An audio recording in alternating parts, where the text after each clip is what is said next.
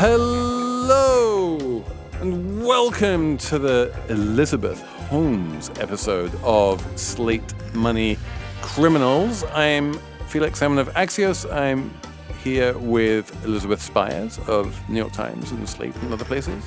Hello. I'm here with Emily Peck of Axios. Hello, hello. And to talk about Elizabeth Holmes, the woman who did an entire podcast on her, Rebecca Jarvis. Rebecca, welcome. Thank you. Great to be here with you guys. Introduce yourself and plug your podcast. So I'm the host and creator of the Dropout podcast, chronicling the rise and fall of Elizabeth Holmes. And we have 2 seasons. The first one goes over the story, and the second follows the entire trial real time. So you'll hear everything that went down in the courtroom. We are going to try and answer the question of how bad of a criminal was Elizabeth Holmes. What did she do that was bad? Did she get her just desserts? We're going to talk about who the victims were, what was going through her head, what was going on with her co-conspirator, Sunny Balwani. And at the end, we're going to try and place her on a scale of like 1 to Madoff. Was she worse than Madoff? Better? It's all coming up on Slate Money. Apple Card is the perfect credit card for every purchase. It has cashback rewards unlike others. You earn unlimited daily cashback on every purchase, receive it daily, and can grow it at 4.15% annual percentage yield when you open a high-yield savings account. Apply for Apple Card in the Wallet app on iPhone and start earning and growing your daily cash with savings today. Apple Card is subject to credit approval. Savings is available to Apple Card owners subject to eligibility requirements. Savings accounts provided by Goldman Sachs Bank USA. Member FDIC. Terms apply.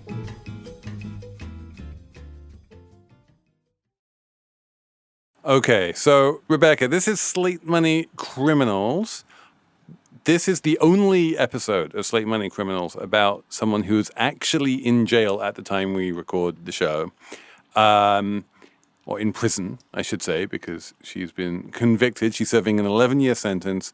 Tell us, what was Elizabeth Holmes convicted of, and was it a terrible crime? Well, I guess it really depends on who you ask, whether it was a terrible crime or not. According to the law, it was a serious crime because it involved multi-billion dollars worth of criminal fraud. And while there were many counts against her, the counts that she was found guilty on were those involving investors. So the crimes she committed in defrauding investors. There were also counts at her trial about the crimes committed against patients. And while there were many patients that we heard from at trial, people who were misinformed about their health because of inaccurate TheraNOPE tests, things like a woman who thought she had a miscarriage because of a TheraNOPE test, someone who thought she had AIDS because of a TheraNOPE test, a gentleman who thought he had cancer. And I also spoke to a number of people over the course of our reporting of people who received these inaccurate tests because they went into a Walgreens, or in some cases, they even got a test from a doctor and they were misinformed about their health. So a lot of people would say that's really the stakes here, that not only did investors lose money, and many of those investors are names people might know, like Betsy DeVos and Rupert Murdoch, but the real losers in all of this were the people whose healthcare information that were misinformed and had to live with those decisions. In some cases, may have even taken medications or put themselves at greater health risk because of it. The interesting thing you just said there is that the kind of morally horrifying thing that she did, or that she was accused of doing, in terms of basically recklessly going into Walgreens and giving people test results that were just fictitious, she was actually found not guilty of that. Yeah, and the thing is, I talked to a lot of legal experts even before the verdict came out, and that would have been a much harder crime to prove. And part of that is that it has to do, it's not a malpractice lawsuit. This was never a malpractice lawsuit. It was about following the money and an intention to commit a crime. So it was much clearer that she intended to defraud investors because they gave her money when her business was not doing the things she claimed that it was doing, than it was to draw a line between herself and the financing and what the patients ultimately paid for in those Theranos tests. Is that not what a lot of startup founders do? I mean, they exaggerate their company and what it can do and their technology and what it can do in order to get money from investors. I mean, what makes Elizabeth Holmes so much worse that she had to go to prison for 11 years for that? Well, I do think that the attention that was paid to this trial has to do with the stakes of it, that lives were at stake. And this wasn't purely a case of how many users does this company have, although we are starting to see more cases also like that, and questions about whether or not what a company says is true is accurate. And we can sort of debate why that is. Maybe it's because money is no longer free, and now companies are actually looking at where they're putting that money when the Fed no longer has 0% interest rates. But a lot of companies, you could say, they put their best face forward. But there's a real difference between putting your very best face forward and completely lying. Right. And one of the things that I thought at trial was a real smoking gun was this idea that Theranos put forward these reports to investors that looked like they came from pharmaceutical companies like Pfizer. And in fact, they didn't. They were provided and created by Theranos, and Elizabeth Holmes herself is the one who put the logos of companies like Pfizer at the top so that investors would think, oh, this is Pfizer's stamp of approval, when in fact it wasn't. That's bad. But it's not as bad as, again, in the eyes of the law, her partner in crime, quite literally, Sunny Balwani, he got an even harsher sentence than she did? He did. And you could argue that he was a less sympathetic person at trial, given that he had started other companies in the past, that he had worked for a much longer time. He was older. The entire so he framing, basically should have known better, and she founded this company when she was 19 and basically argued, I've never done this before. I didn't realize this was wrong. Certainly. I mean, that was the case that they made at trial for her, that she didn't know. She was taking the advice of all the people surrounding her, including Sunny Balwani. And so there was some sympathy. We spoke to a number of the jurors, and the jurors, while they felt that she was guilty, none of them took pleasure in deciding that guilt. Did you talk to any of the jurors in the Sunny Balwani case? We didn't follow his trial as closely. From a legal standpoint, he is in jail for a slightly longer period of time. He was sentenced to a slightly longer period of time. But from a legal standpoint, it doesn't make that much of a difference whether the two of them were convicted of 1, 2, 3, however many counts that each of them were convicted of. I think it's interesting that their trials were severed, and that she maybe in some respects made herself more sympathetic by having her own trial as opposed to the two of them being tried together. Can I just come back quickly, though, to the counts that she was found not guilty of? You said this wasn't a malpractice trial. So what was she accused? What was the crime that she was accused of there?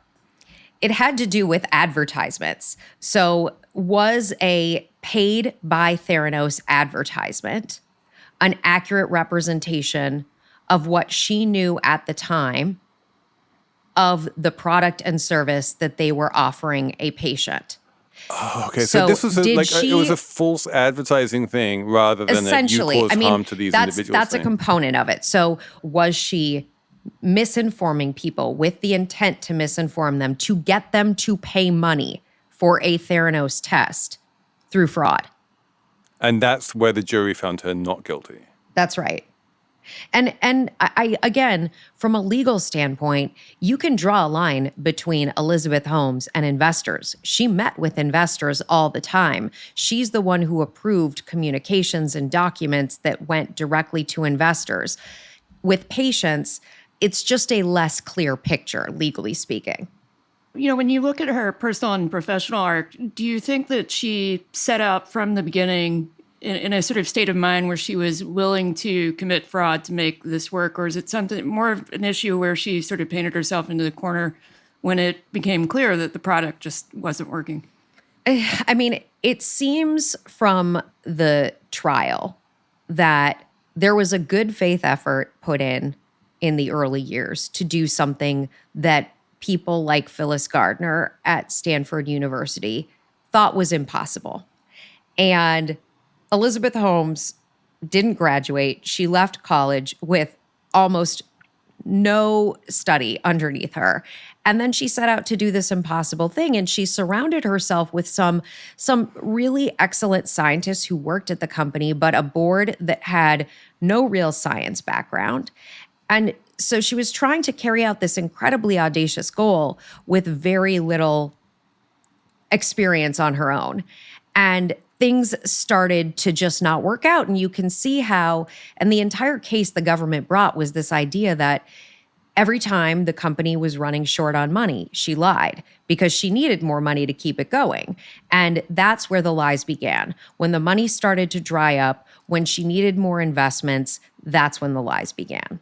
But also, if I look at someone who's founding a biotechnology startup and she winds up filling the board with a bunch of retired generals and people who know nothing about biotechnology, like on some level, there's a reason why she went for the generals and not the scientists, right? I mean, she kind of knew what she was doing even then.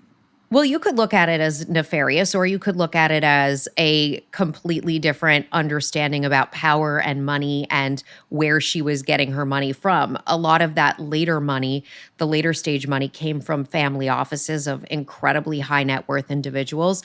And this story, people talk about the venture community giving her money, but really that high tech biotech venture community barely put money in. There was one investor.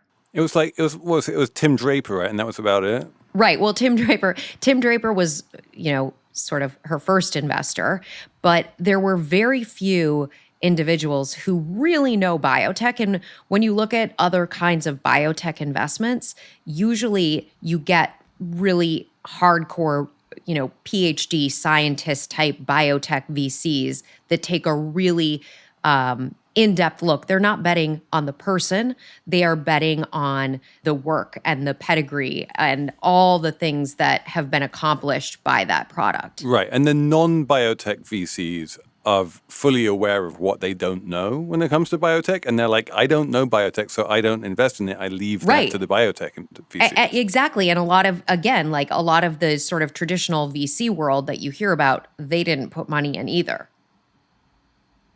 You're not saying that, and this was sort of my question coming in, Elizabeth Holmes didn't set out to be a fraud or to do a crime. She set out to create this technology that was going to be groundbreaking. Like, she really thought that's what she was doing. She didn't come into this. On this series, we've talked about, Bernie Madoff, who he kind of stumbled into it too, but he knew pretty early on that he was just faking everything, total crime. And all the criminals we've talked about knew what they were doing from the outset. They were doing a fraud. Like, it was pretty clear. But she came in and it was different. So was there a turning point for Elizabeth Holmes where it was just like, where she knew this wasn't going to happen and she was just doing crime, trying to get away with something? I don't know if you ever asked her, and she was sitting in a lie detector, that she really didn't believe it was going to happen. I think there's a difference between thinking something might happen or knowing something hasn't happened. And I think that's where this gray zone existed for her, where she was always selling the dream, but in many ways she was selling the dream as though it already occurred. And that is the corner she backed herself into. And a lot of it came back to running out of money. And it is expensive, by the way, to do this kind of work. So they did run out of money frequently. And the first, when she originally brought even Sonny Belwani in 2009, they had fully run out of money. This was the end of the Great Recession, the financial crisis. It was really hard to come by capital. And he came in with a big infusion. And then she brings him on as her partner. Apple Card is the perfect credit card for every purchase. It has cashback rewards unlike others. You earn unlimited daily cash back on every purchase, receive it daily, and can grow it at 4.15% annual percentage yield when you open a high-yield savings account. Apply for Apple Card in the Wallet app on iPhone and start earning and growing your daily cash with savings today. Apple Card is subject to credit approval. Savings is available to Apple Card owners subject to eligibility requirements. Savings accounts provided by Goldman Sachs Bank USA. Member FDIC. Terms apply.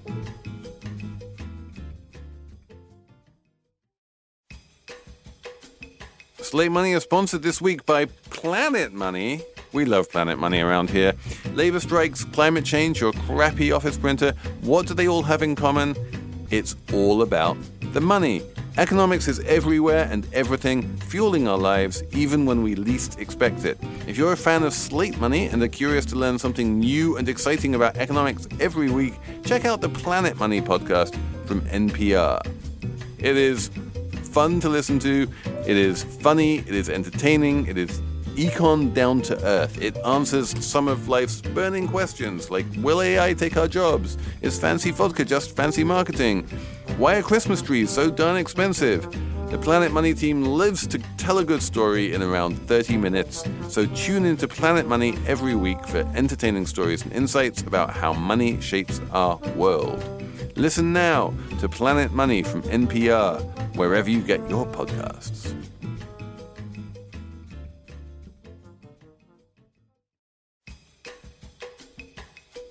Slate Money is brought to you by INX.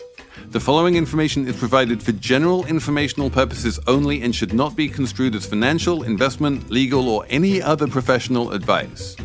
There's a lot of talk across the financial sector about digital assets being a new and innovative standard of finance. So how can you get involved in these emerging financial opportunities? It's actually simple.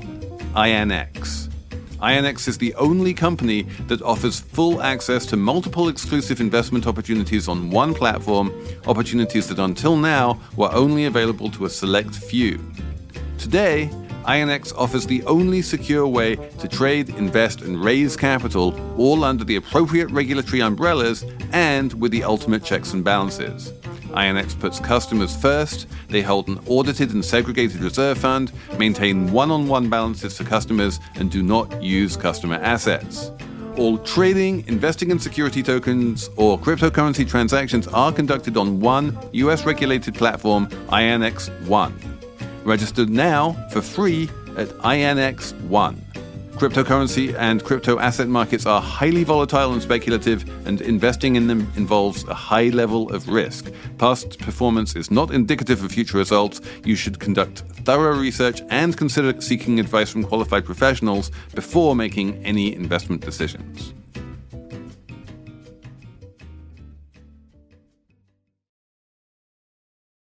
I guess we should talk about gender, right? When we're talking about Elizabeth Holmes. And I don't even know where to start, to be honest with you. One of the things that struck me along those lines was that, the story about her going to Phyllis Gardner and Gardner telling her your idea for, a patch that would deliver antibiotics just doesn't work. And she completely disregarded that. And she disregarded the advice of many professionals and experts who told her and explained why, her idea was bad. And I'm having trouble coming up with an analogous woman entrepreneur who's exhibited that kind of stubbornness in the face of expertise. I can think of several men. I mean, Elon Musk, Steve Jobs, always considered a little bit of an admirable trait when people like that buck what everyone tells them is conventional wisdom. But in her case, it just seems really unusual, and it seems like it might have been key to part of her downfall. She just deluded herself that these things were possible when they weren't. How much do you think that played into what happened with her? I think every entrepreneur, male, female, what have you, is going to tell you a story from their past where they were confronted by someone who didn't believe what they were doing is possible. I think there's a difference between having absolute faith in yourself, which you really have to have when you're an entrepreneur, and then outright lying and outright going down a path when you know that it's not working. Again, this idea that you're selling a dream as though it's already occurred. And I think that is what differentiates her.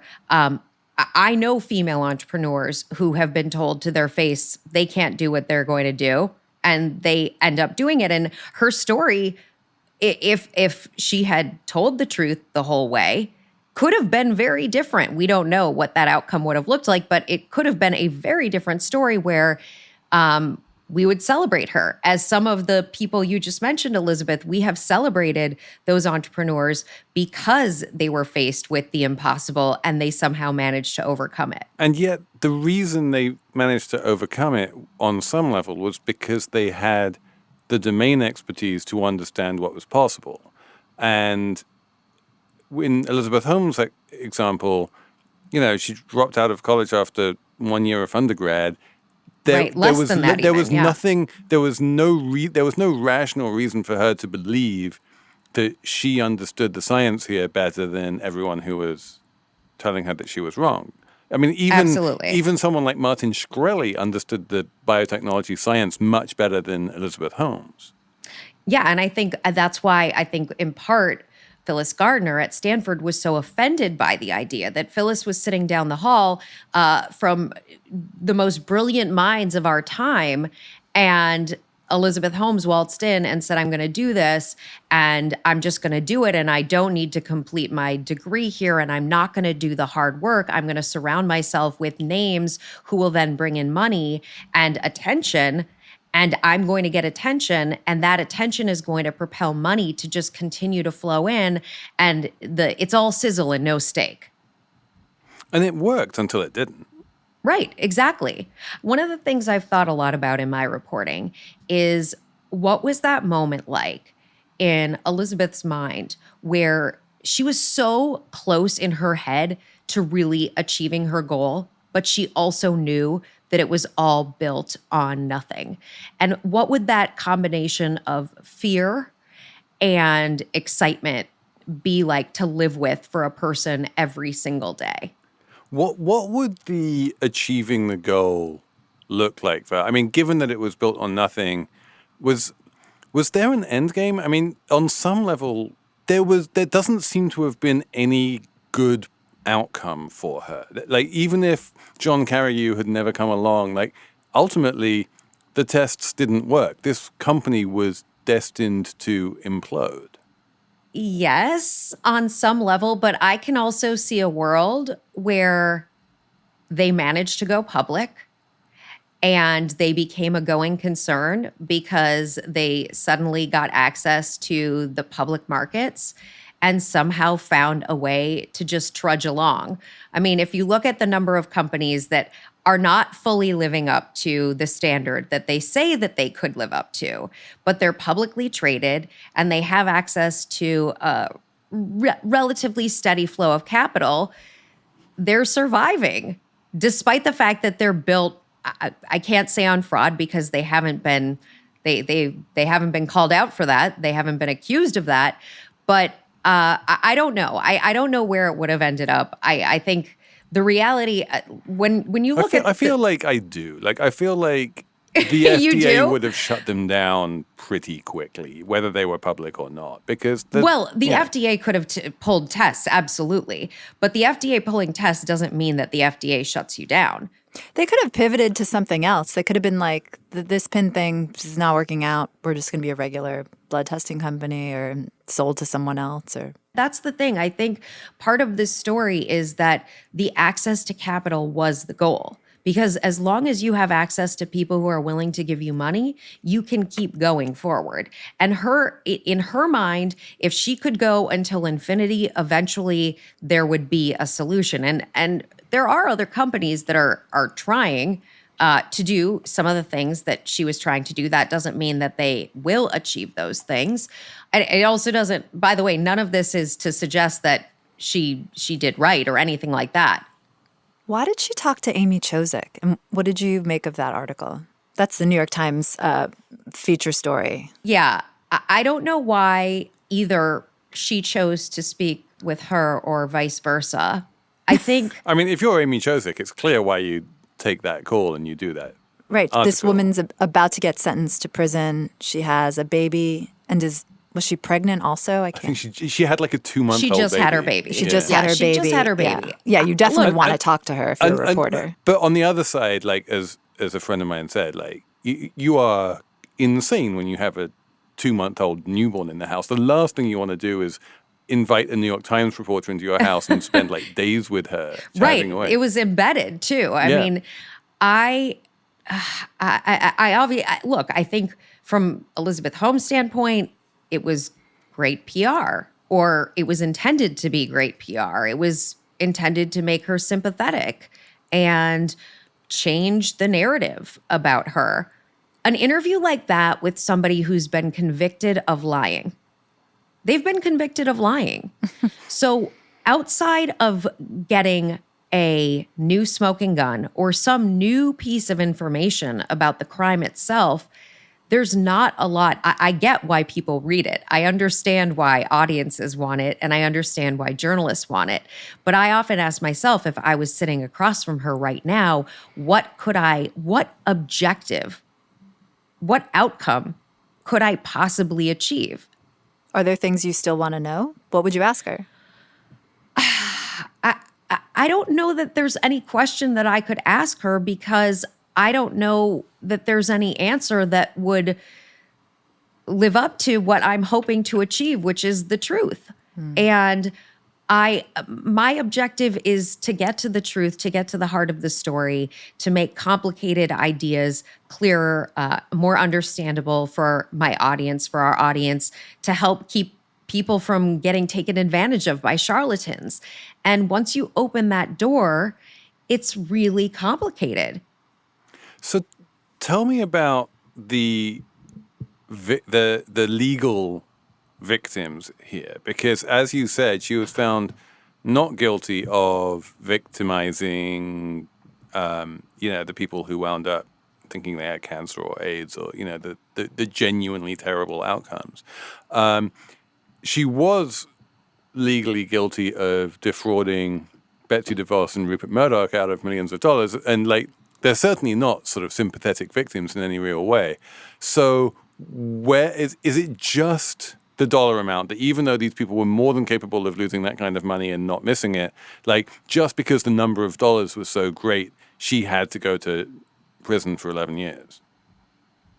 That's basically it. I mean, you didn't hear from Rupert Murdoch was not one of the witnesses at trial. They were smaller investors who took the stand, but they were generally high net worth investors. I spoke to a handful of people who put money in who were not. This is why I say, if the company had gone public, maybe via a SPAC or something like that, and all the investors were ultimately made whole, how would this story be framed differently? Because if she was found guilty, and she was found guilty purely on the crimes against investors, and a lot of those investors brought their own civil suits in order to recover the money that they lost. If it purely was about the FDA and Walgreens, the product would no longer be on store shelves, but would there just be new iterations of it happening somewhere in a laboratory somewhere and just being kept out of the way of real people, but still being worked on? Still, I mean, potentially being developed. Again, not to suggest on any level that it should have gone down that way. I'm just playing out what I see happening in other ways, where companies, as long as you can get to that point where you have access to the public market capital, then you don't need some of the things that the private companies do to keep surviving. Yeah, it seems like when it became clear that the tests weren't really working, Theranos had some of the Walgreens places just do regular blood draws. That's right, exactly. So it seems like they could have, if they did have access to public markets, they could have pivoted to just being a regular lab testing company, and that would not have been nearly as exciting, but it would have probably saved them all of this drama. And that's kind of what they were trying to do, because they were doing all of these venous draws inside of Walgreens, and they would do venous draws even with their board members all the time. So they were attempting to pivot while still selling this dream that they had managed to do the tiny little draw from 2 pricks of blood from your finger. The reason she got 11 years really isn't about how much money was at stake. It's more about, it's like when O.J. Simpson got sent to jail, not for murder, but for this other thing he did. But we all knew that he was getting sent to jail for a really long time because of the murder. It's Yes, just like the attention. whatever you can get this woman on, we're going to send her to jail because everyone's really mad at her. That's right. I agree with that. Also, don't you think it's also a matter of the brazenness of the fraud? You know, the fact that she falsified documents, you know, we have her lying in so many instances. Yeah, I think the amount of attention that she was getting worked to her benefit at a time, and then it worked to her disadvantage. There was so much attention on her, which is what made people potentially more skeptical of her. And it's also why people like Erica Chung, who was one of the whistleblowers in this, who spoke to us, why they came forward, because they had this view of this woman as not as somebody who had this audacious goal and was worthy and a leader. And then when they got inside and saw the reality of it and saw how different that reality was from the one being portrayed to the public, and also the fact that this technology was now being put into the hands of people, of real people, and having real impact, they felt like they had to come forward. And Erica Chung had nothing. She didn't have a family that was going to support her. She didn't have a pedigree that she could fall back on. And it was her first job out of college. So she was incredibly brave to come forward and potentially face and did initially face the wrath of Elizabeth Holmes and her lawyers, and went through her own scary experiences that she's talked about. I think another reason she got such a long sentence, and it does seem really crazy long to me. I mean, sentences in America are all crazy long. Absurd. We just live in this crazy carceral True, state fair. where everyone gets crazy Right. sentences. Well, for but that's the everything. thing. There's guidelines, and the guidelines say exactly what the sentence can be, and the guidelines it was right in the middle of where the guidelines are for her crime. Same thing for Sunny Balwani.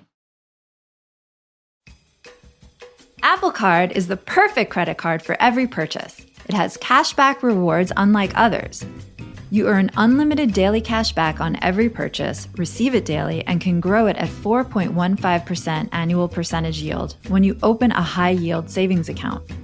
Apply for Apple Card in the Wallet app on iPhone and start earning and growing your daily cash with savings today. Apple Card is subject to credit approval. Savings is available to Apple Card owners subject to eligibility requirements. Savings accounts provided by Goldman Sachs Bank USA. Member FDIC. Terms apply.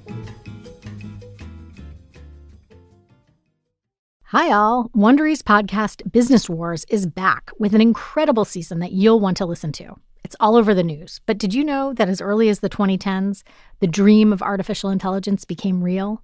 The big tech companies knew they'd have to harness this technology if they were going to win the new AI race. In fact, it was key to their very survival. But researchers within each company would soon sound the alarm that if the tech giants moved too fast, the consequences could be devastating. Business Wars dives into some of the biggest corporate rivalries of all time. In their latest season, The Rise of AI, the tech behemoths fight to dominate the artificial intelligence space and reckon with the costs. Follow Business Wars wherever you get your podcasts. You can listen ad-free on the Amazon Music or Wondery app. The fact that she was a woman, people get really super angry, extra mad when women don't do what they're supposed to do or they fall off their pedestal. I think they get a harsher run for it, typically. I really do. I don't think she's... she's clearly not being... I'm not saying I don't agree. That treated more harshly than Balwani, right? Which is That's the true. obvious, non-woman who did exactly the same thing. That's true, but I still think the reason people were so upset with her is partly because she was a woman. It's also partly because of the hype. I wanted to just touch on this a little bit. There was the famous Inc. cover calling her the next Steve Jobs. There was the glowing Kennel letter profile in the New Yorker. That she had this, almost too good to check narrative that was just catnip to journalists. And to what degree are sort of we as a profession guilty of providing the very hype that was necessary for her to perpetuate the fraud?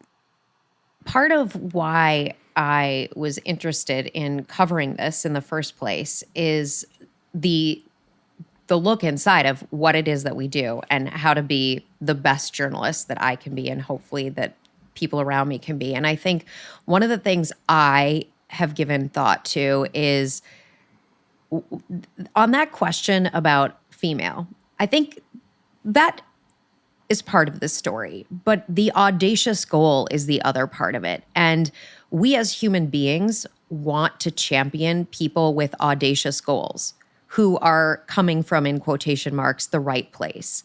And I think that as a journalist is one of the biggest lessons, that even people who have the best objectives still need to answer the toughest questions. And my job, whether I'm sitting across from somebody that I believe in and I agree with, or somebody I completely disagree with, my job is to ask them tough questions and continue to ask those questions regardless. I just want to bring up her voice. Oh, yeah. Can we talk about the voice? I really want to get into it. No, but I don't know what even the question is, but I guess the voice went away. And what do you make? I mean, according to this piece in New York Times that Amy Chosik wrote, she just talks in a higher register now. And when she was in charge of Theranos, we all know she had that famous voice. I mean, what do you think happened there? Well, for me, I went back and listened to a lot of tapes of her. I obviously watched every interview she did, and I watched the deposition tapes. And I noticed just from, and there was an NPR interview she even had done years and years before she became so pervasive everywhere. And so her voice did change over that time. And her voice is one of the things that people talk about. And I think this story, in addition to being something with incredibly high stakes, where everybody can imagine themselves going to get a blood test, and the cast of characters who were in her orbit, who surrounded her, were fascinating. But she herself is a fascinating character, and I do think that's part of why people were drawn to her story, both on the up and the down of the story. Whether I honestly, I have no idea why she's making the choices. I saw a theory somewhere, and this sort of makes sense to me, that maybe somewhere along the line she got some media training and was told, and I read something similar to this in an interview about Ivanka Trump, that for women, if your voice is a little bit lower and you talk slower, people think you're more serious. So you know how when Ivanka's interviewed, she also does that kind of low, breathy thing, but when she's speaking on the fly, she doesn't. You know who else did it? Is Margaret Thatcher. Famously, she entered politics with like a relatively high registered voice, and then she brought it down, started talking more slowly, and people were like, "Oh, Margaret." I think that happens unconsciously a little bit, because I find if I'm really deeply explaining something, I will go down a little bit to talk about it. If I'm well, trying to I be think careful. also, and again, this was part of her attorney's case at trial, was this idea that, they kept pounding this idea of her being a 19-year-old founder. The crimes that she committed, that she's now been charged for and convicted of, those didn't occur until years later, when she was in her 20s, but still young for her age, for the work that she was doing, for the rooms that she was in. And so one could argue that part of this entire manifestation was, trying to make herself be taken seriously by lots of different people. And when you go through some of the things that came out at trial, Sunny Balwani allegedly had written to her and talked to her about her presentations. And he had even chastised her at times for being too giddy and girl-like in meetings. So she was also getting, at least now based on the record that we've seen and the allegations that she presented at trial, she was getting that feedback as well from Sunny Balwani. But I do want to just finish, Rebecca, by asking you, you've spent an inordinate amount of time researching this woman, reporting on her, talking to people around her, going to the trial. How, on a scale of 1 to evil, where does she stand? Is she a bad criminal? Is she sympathetic and not so? At one point we were talking about having an episode about Martha Stewart, who's like a sympathetic criminal. She went to jail, she did a bad thing, but like no one really thinks that she's a criminal. Where would you place Elizabeth Holmes, in the context of someone like, say, Bernie Madoff? 0 to Madoff. 0 to Madoff. I'm a journalist, and I can't answer that question. Well, I mean, what I can we're say, all journalists. We just let it all hang out. I understand, but here's what I'll say. Just a ranking. This is what I will say, and it's what I honestly think a lot about, and I've thought a lot about this throughout covering her. Well, while she's this fascinating person, and she has children, and I feel for those children. Being brought into this world. And by the way, being brought into this world with the knowledge that there was a lawsuit and with the knowledge that there would be a sentencing based on an outcome of a trial.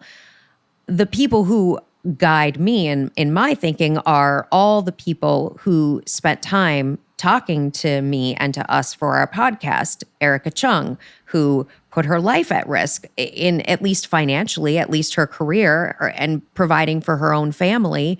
The people who got the tests and were misinformed. A woman named Sherry Ackard who thought she had breast cancer and her breast cancer had returned. People who thought they had diabetes. People who thought they had AIDS when they didn't. A woman who thought she had miscarried when she hadn't.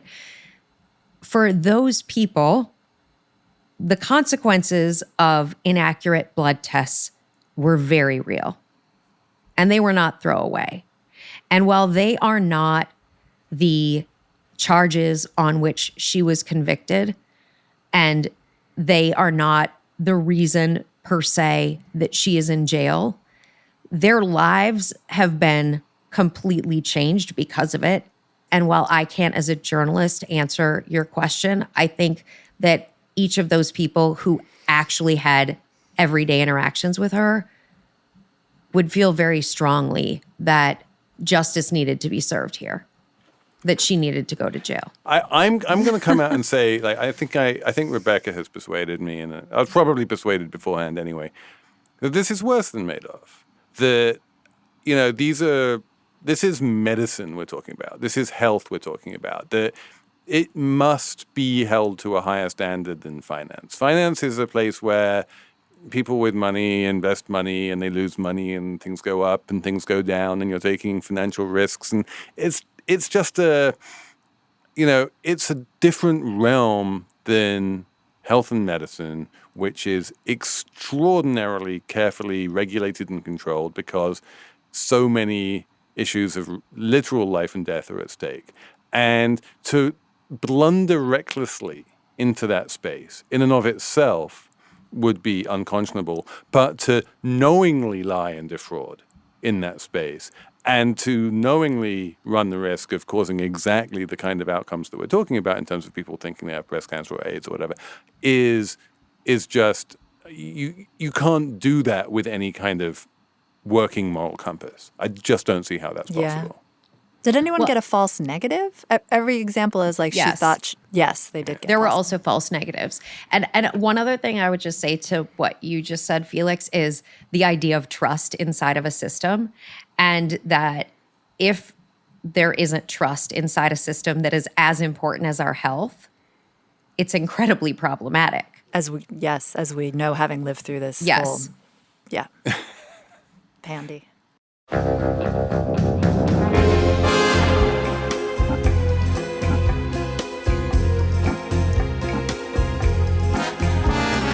Rebecca, thank you so much for coming on this show. It's been wonderful having you and explaining everything. Thanks very much to Patrick Fort for producing, to Ben Richmond for doing pressing all of the buttons and making everything sound amazing. We'll be back on Saturday with another Slate Money.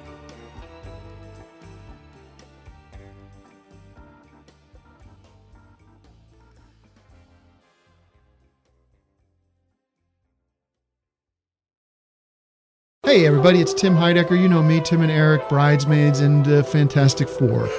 I'd like to personally invite you to listen to Office Hours Live with me and my co-hosts, DJ Doug Pound. Hello. And Vic Berger. Howdy. Every week we bring you laughs, fun, games, and lots of other surprises. It's live. We take your Zoom calls. We Music. love having fun. Excuse me? Songs. Vic said something. Music. Songs. Music. I like having fun. I like to laugh. I like to meet people who can make me laugh. Please subscribe now.